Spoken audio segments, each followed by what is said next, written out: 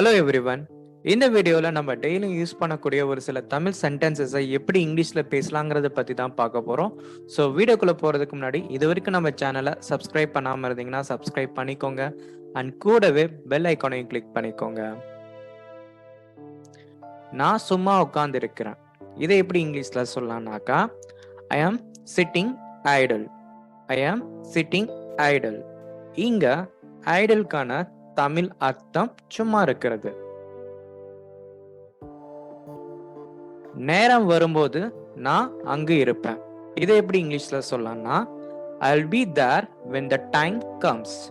I will be there when the time comes. கொஞ்ச நேரத்துல நான் அங்க இருப்பேன். இதை எப்படி இங்கிலீஷ்ல சொல்லலாம்னாக்கா I will be there in a moment. I will be there in a moment. உங்களுக்கு தேவைப்படும் போது நான் இங்க இருப்பேன். இது எப்படி இங்கிலீஷ்ல சொல்லலாம்னா I will be here when you need me. I will be here when you need me.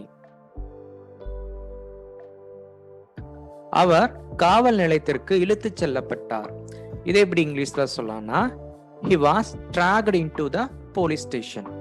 He was dragged into the police station. இதை இப்படின்னு சொல்லலாம் He got hauled to the police station. He got hauled to the police station. இங்க dragged and hauled ரெண்டுக்குமே பாத்தீங்கன்னா தமிழ் அர்த்தம் இழுத்துட்டு போறது. அவர் காவல் நிலையத்திற்கு கொண்டு செல்லப்பட்டார். இதை எப்படி இங்கிலீஷ்ல சொல்லலாம்னா He was taken to the police station. He was taken to the police station. இந்த வீடியோ உங்களுக்கு ரொம்ப ஹெல்ப்ஃபுல்லா இருந்துச்சா?